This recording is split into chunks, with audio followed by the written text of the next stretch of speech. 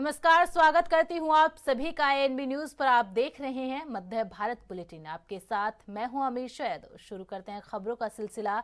राजस्व महाअभियान 3.0 पर मध्य प्रदेश के मुख्यमंत्री मोहन यादव ने कहा, मध्य प्रदेश के 55 जिलों में हमारे राजस्व के खसरे में नामांतरण आदि जैसे जो प्रकरण अटके हुए हैं उनके लिए एक महाअभियान चलेगा, जिसके माध्यम से हमने पुराने दौर में लगभग 80 लाख अलग अलग प्रकार के राजस्व मामलों का निराकरण कराया है।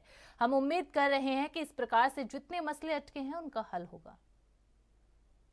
मध्य प्रदेश के 55 जिलों के अंदर ही हमारे राजस्व के खसरे के नामांतरण और आदि ऐसे कई जो प्रकरण अटके हुए हैं उनके लिए एक महाअभियान चलेगा, जिसके माध्यम से हमने पुराने दौर में भी लगभग 80 लाख अलग अलग प्रकार के राजस्व प्रकरणों का निराकरण कराया था। हम उम्मीद कर रहे हैं कि इस प्रकार से जितने अटके मसले हैं उनका हल होगा। खास करके अभी मुझे बताया गया कि अविवादित नामांतरण लगभग 20,46,635 और उसमें से पिछली बार समाधान हुआ था वो लगभग 18,20,000 का, अर्थात 2,26,364 प्रकरण अभी तक होना बाकी है। इस अभियान के माध्यम से उम्मीद करूंगा कि एक बड़े पैमाने पर लोगों को राहत भी मिलेगी और ये लगभग 2.25 लाख प्रकरण जो अटके हुए हैं उनका भी निराकरण होगा। मध्य प्रदेश सरकार किसानों की, हर हितग्राहियों की सब प्रकार की व्यवस्थाओं में सुव्यवस्था चाहती है। ऐसे में लंबित प्रकरणों पर कार्रवाई करने का और महाअभियान चला करके इनका निराकरण करने का हमने निर्णय किया है। मेरी अपनी ओर से प्रदेशवासियों को इस अभियान की बधाई। आपके माध्यम से अपील करता हूं कि जिसके प्रकरण जहां भी अटके होंगे वो योग्य जगह जाकर के अपने संबंधित लोगों से मुलाकात करें। वैसे तो हमारे प्रशासन के अधिकारी इसकी मॉनिटरिंग करेंगे। सभी कलेक्टरों को निर्देश जारी किए हैं, सभी संभागायुक्त को जारी निर्देश किए गए हैं और तहसील और बाकी जगह भी अगर आप अपनी प्रकरण संबंधी कोई बात कहना चाहते तो अपनी बात जरूर रखें। ये अभियान आपकी सुविधा के लिए बनाया गया है। इस अभियान के माध्यम से आपके कष्ट में सरकार मदद कर पाए और कुल मिलाकर के राजस्व के प्रकरणों का निराकरण करे, ये मनोभावना है। मेरी अपनी ओर से पूरे आयोजन के लिए बधाई। गुरु नानक देव जी।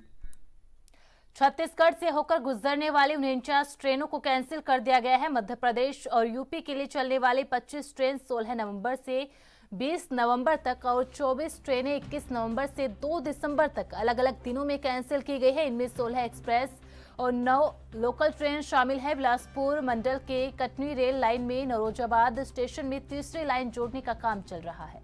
रेल प्रशासन ने बताया कि दक्षिण पूर्व मध्य रेलवे में कई परियोजनाओं पर तेजी से काम किया जा रहा है। बिलासपुर कटनी रेल लाइन इस रेलवे की एक महत्वपूर्ण और व्यस्त रेल मार्ग है जो उत्तर भारत से जोड़ती है। दक्षिण पूर्व मध्य रेलवे में रेल परिचालन को बेहतर बनाने और नई गाड़ियां शुरू करने की दिशा में काम किया जा रहा है। इसके लिए नई लाइन का निर्माण कार्य किया जा रहा है।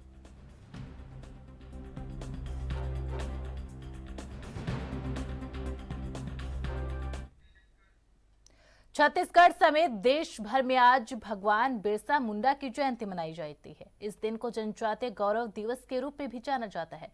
इस साल छत्तीसगढ़ सरकार ने जनजातीय गौरव दिवस पर राज्य स्तरीय भव्य कार्यक्रम का आयोजन किया।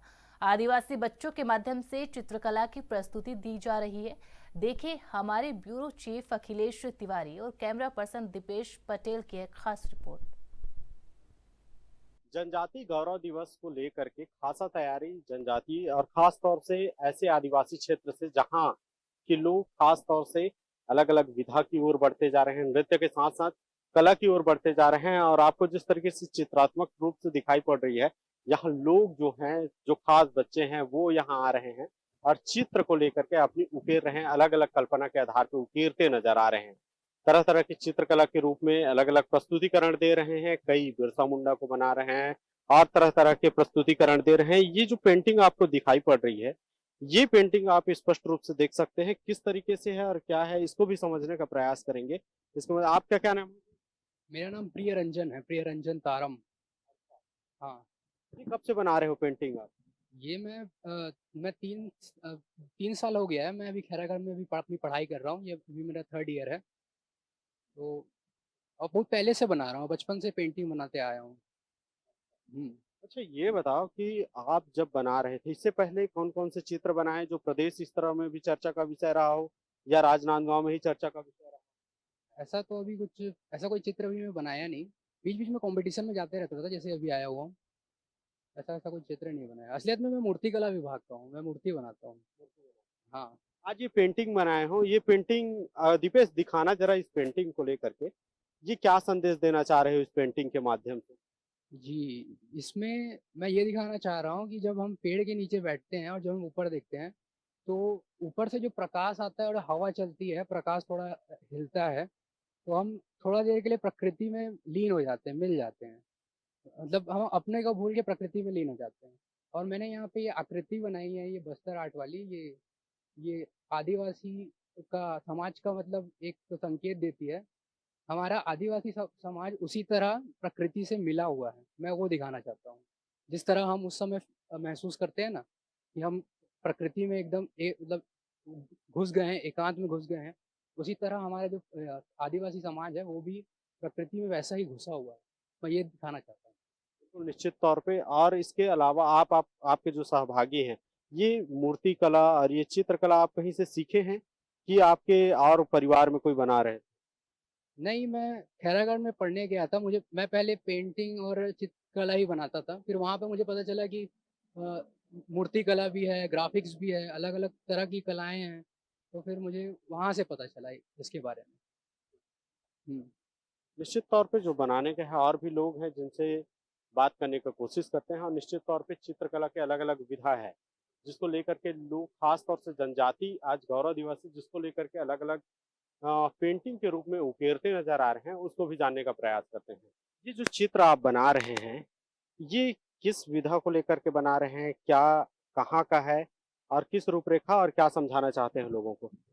सर ये जो पेंटिंग है ये बस्तर में जैसे आदिवासी जाति होता है जनजाति उसमें प्रकृति को पूजते हैं वो लोग और जंगल जंगल जमीन ये सबको वो जब तक अपने खेती किसानी के लिए वो लोग जमीन का यूज करते हैं तब भी वो लोग पूजा करके ही उसका खेती किसानी का शुरुआत करते हैं।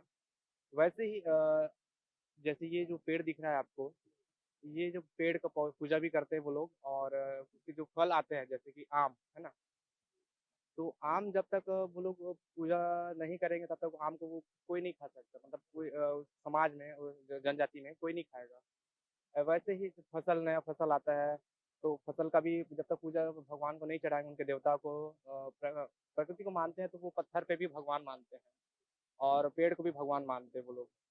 और इसी प्रकार से वो उनका ये जो साज सज्जा है उसको भी वो पूजा करते हैं और इसी में जो त्योहार में जो ये बाजा मोहरी आपको ये बनने वाला है यहाँ पे वो ये पूजा करने के बाद एक फल के रूप में खाएं प्रसाद खाने के बाद वो नृत्य का वो लोग करते हैं मनोरंजन के तौर पे। तो वही मैं यहाँ अभी दिखाने वाला हूँ कि इधर वो नृत्य करने वाले हैं। तो ये महिलाएं जो बैठ के ये सब उनके नृत्य देखने हैं आनंद ले रही हैं और ये वाद्य यंत्र जो है वो खुद से निर्माण करते हैं, इसमें कोई इलेक्ट्रॉनिक चीज़ यूज़ नहीं होता। तो ये इसकी मैं दिखाना अच्छा, चाह ये बताओ, जो आप इतना सूझबूझता के साथ में बेहतर पेंटिंग बना रहे हो, इसको खरीदना कोई चाहे, क्योंकि पेंटिंग के शौकीन बहुत सारे लोग हैं, तो कैसे खरीद सकते हैं? सर जैसे कि पेंटिंग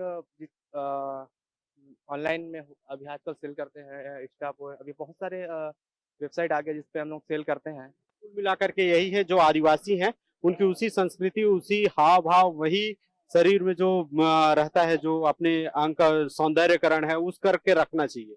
हाँ, मतलब एकदम वैसे नहीं अभी, क्योंकि डेवलपमेंट का वो है अभी, तो ऐसा है कि अगर हम लोग उसको भी दोनों तरफ से ट्रीट करना चाहिए, दोनों टाइप से, मतलब वो आदिवासी अपनी भी, परंपरा वेशभूषा के अनुसार ही रहना चाहिए, ऐसा।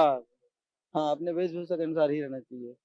हाँ, जैसे कुछ फंक्शन होता है तो उसमें वैसे टाइप से पहनावा, वेशभूषा वैसे होना चाहिए।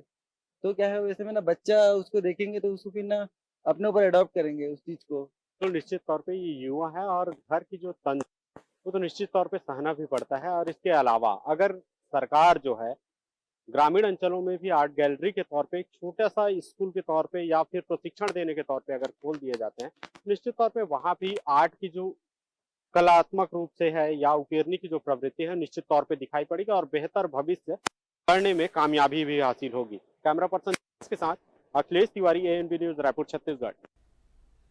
खबरों में आगे बढ़ते हैं। बता दें कि छत्तीसगढ़ में धान खरीदी के महापर्व का शुभारंभ हो गया है और प्रदेश भर में धान खरीदी शुरू की गई है। इसी कड़ी में मुंगेली जिले में भी पूरे विधि विधान के साथ धान खरीदी की शुरुआत की गई। जिले में शुरुआत 66 समिति के 105 धान खरीदी केंद्रों के माध्यम से धान की खरीदी की गई, जिसमें लगभग 1,10,000 किसानों ने अपना पंजीयन कराया। तो वहीं कलेक्टर राहुल देव ने मुंगेली विकासखंड के दाऊपारा और कोदवाबानी धान खरीदी केंद्र का निरीक्षण किया। साथ ही कलेक्टर ने किसान को गुलाल लगाकर पुष्पमाला पहनाई और मिठाई खिलाकर जिले के सभी किसानों को धान खरीदी की बधाई और शुभकामनाएं दी। साथ ही कलेक्टर ने कहा, जिले में धान खरीदी को लेकर हमारी तैयारियां पूरी है। आज धान खरीदी का पहला दिन है, आज बाल दिवस भी है और धान खरीदी भी प्रारंभ की गई है। मैं सभी किसानों को बधाई दूंगा और पूरी व्यवस्था हमारी टीम ने की है। हमारे यहाँ जो धान खरीदी की 105 केंद्र हैं, सभी केंद्रों पर प्रभावी नियंत्रण निरीक्षण करने के लिए नोडल अधिकारी के रूप में श्री गिरीश राम टेके जी संयुक्त कलेक्टर को नियुक्त किया गया है। साथ ही जो फूड अफसर और उनकी पूरी जो अलाइड की टीम है वो लगातार काम कर रही है। किसानों को एक अच्छा एक्सपीरियंस हम दें और बेहतर तरीके से धान खरीदी हो और 2022-23 की तरह इस बार भी जीरो शॉर्टेज को हम प्राप्त कर पाएं, ऐसा हमारा प्रयास है। और कुछ नए संशोधन हुए हैं, तो जो 72 घंटे के उठाव का प्रावधान है उसमें भी थोड़ी सी चिंता की गई है। साथ ही साथ इलेक्ट्रॉनिक कांटे का जो है प्रयोग करना इस बार अनिवार्य किया गया है। तो मैं उम्मीद करता हूँ इससे बेहतर जो है परिणाम आएंगे और इससे सभी को सुगमता होगी। और समिति के जो प्रबंधक हैं उनकी जिम्मेदारी, पूरी समिति को जो है संयुक्त रूप से जिम्मेदारी दी गई है। खरीदी किसान कल्लूराम पटेल ग्राम बेगांव के निवासी हूँ और आज धान खरीदी के आज पहला दिन है। तो कलेक्टर साहब उद्घाटन के लिए आ रही से, तो हम माला पहना के टीका लगा के स्वागत करी से और नारियल फोड़ के प्रसाद वितरण करी से। वो खबर बहुत बहुत धन्यवाद। और आज हम धान लेके आए हैं तो हमला बारदाना तो बढ़िया मिली से और खरीदी कर चुके हैं, हम बेच डालें। मतलब बस ये है कि हमला बढ़िया प्रकार से बेचम में सुविधा हुई से। एक लिए बहुत बहुत धन्यवाद। अत्यंत हर्ष की विषय है कि नंद कुमार साय के द्वारा आज दिनांक 14/11/24 को धान की मुंगेली समिति में धान खरीदी हुई। 4 कृषकों से 52 कुंटल 40 किलो अभी खरीदी हुई है। 9 कृषकों का टोकन कटा था, चूँकि कुछ कारणवश कृषक जो है धान लेकर नहीं आ पाया। आपकी तरफ से क्या व्यवस्था की गई किसान? हमारी तरफ से सबसे बड़ी फोकस ये हुआ कि इलेक्ट्रॉनिक कांटा का व्यवस्था किया गया है और उसके बाद नमी मापक यंत्र, ड्रेनेज के लिए अपना भूसा व्यवस्था हो गया और बारदाना पर्याप्त मात्रा में है।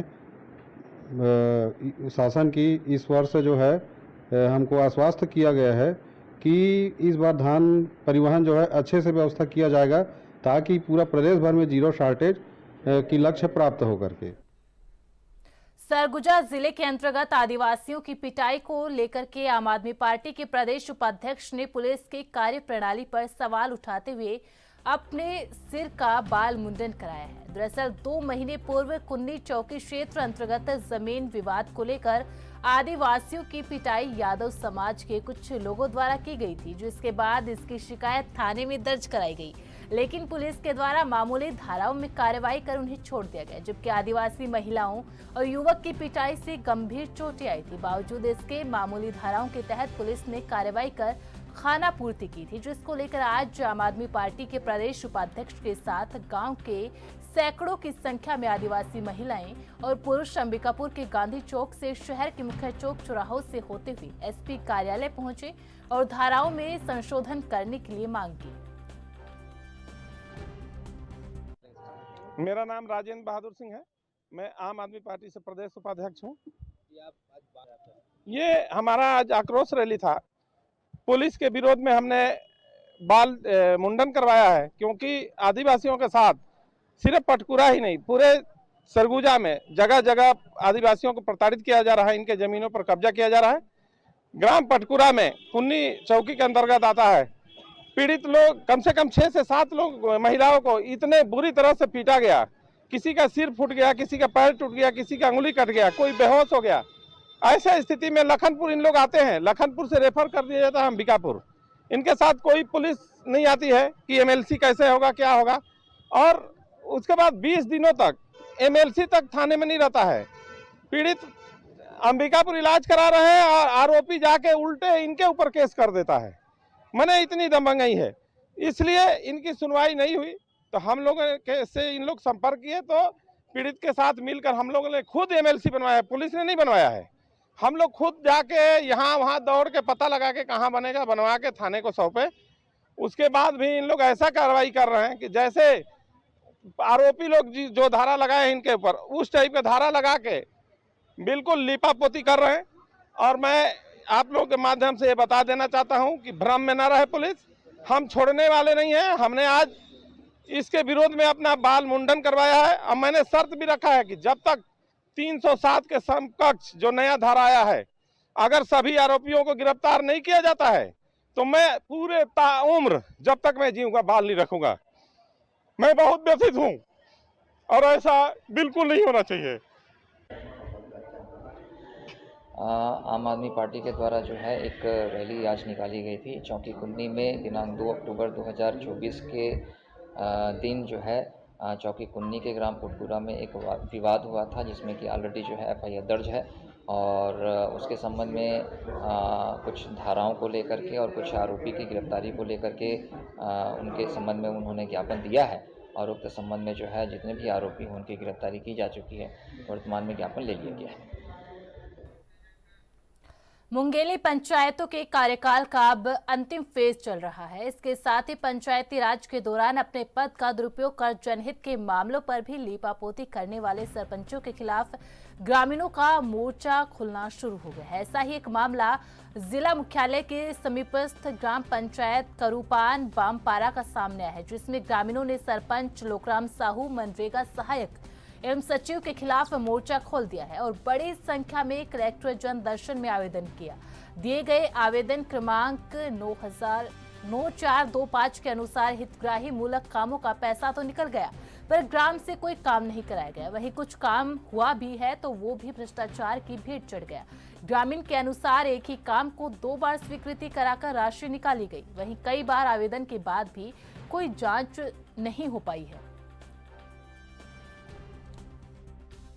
करूपान बामपारा में स्वीकृत 2020-21 से 2024-25 में जो भी स्वीकृत राशि पंचायत के लिए दिया गया कार्य के लिए, वो कार्य हुआ नहीं है। कुछ हुआ है उसमें धांधली हुआ है, भ्रष्टाचार हुआ है और कोई कार्य ऐसा है कि एक बार पास हुआ है उसी कार्य को दोबारा पास कराकर दोबारा पैसा आवंटन किया गया है।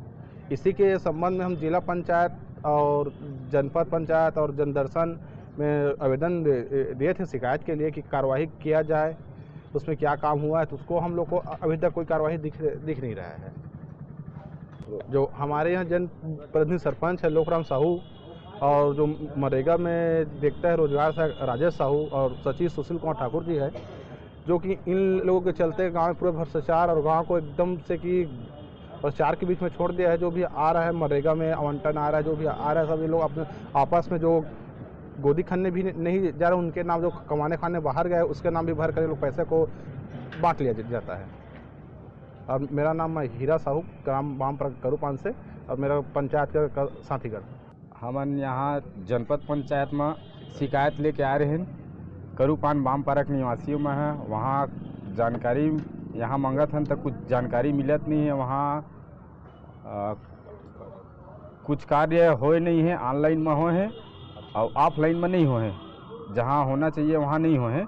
ओकरे शिकायत लेके आए रहे आरटीआई के तहत जानकारी मांगे रहे, ओला अभी तक हमारा 3 महीना हो गए मिले नहीं है। जनपद ऑफिस, कलेक्टर ऑफिस, जिला पंचायत दर भटका थन आथन। यहाँ अधिकारी मन हा एती ओती करके घुमा देते हमला, ओकर बाद फिर चुप चले जाते हैं।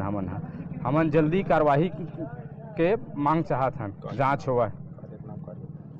मनरेगा के तहत कुछ कार्य नहीं हुए, नाली निर्माण, पचरी निर्माण, महिला स्नानागार और मुक्ति धाम वाला अभी तक कुछ काम ही नहीं हुए हैं। अमृत सरोवर नहीं हो कुछ काम। एक काम का 2 बार पैसा और पैसा ओखर निकल गए है, लेकिन राशि निकले के बाद भी काम नहीं हुए हैं। आप क्या चाहते हैं? जांच व कार्रवाई करवाना चाहते हैं बस। क्या है, विरोधी तो सभी जगह रहते हैं, सब विरोधी लोग हैं जो अभी मेरे शिकायत कर रहे हैं। बाकी जांच दल जिला पंचायत से और जनपद पंचायत से बना हुआ है और 2 दल जो है जांच करके आ चुके हैं, जिनको मैं पूरा सपोर्ट कर रहा हूं। जहाँ तक कि उनके द्वारा सपोर्ट नहीं किया जा रहा है। रहा बात गबन करने की, तो जांच समिति है, जांच कर रहे हैं, जांच में सारा चीज़ सामने आ जाएगा। रही बात इनकी बात, तो ये लोग मेरे को ब्लैकमेल कर रहे हैं, पैसा मांग रहे हैं। 9 लाख रुपये का भी मांग किया गया है, तो मैं मना कर दिया हूँ, क्योंकि मैं सारा काम करवा चुका हूँ। रहा बात डबल और तिबल वाला काम नहीं है, सिंगल काम है। स्वीकृति आदेश दिखा देता हूँ। सारा काम मेरा पारदर्शिता के साथ हुआ है, ग्रामवासी सारे लोग जानते हैं। और जिला पंचायत का टीम अभी जाना बाकी है। बाकी जिला पंचायत की जो टीम जाएगी उसमें बहुत सारे टीम के सदस्य हैं, सारा चीज़ क्लियर हो जाएगा, इसमें कोई दो मत की बात नहीं है। मतलब अभी तक 2 बार हो गया जनपद का टीम जाते हुए, और मैं पूरा सपोर्ट किया हूँ, प्लस गांव वाले लोग भी सपोर्ट किए हैं और बताया भी है, काम हुआ है, जहाँ होना है सारा क्लियर है। अपना परिचय बता दें। मैं लोकराम साहू, पूर्व जिला पंचायत सभापति मुंगेली, अभी वर्तमान में ग्राम पंचायत का रूपांतर सरपंच हूँ और ब्लॉक कांग्रेस कमेटी अध्यक्ष भी हूँ।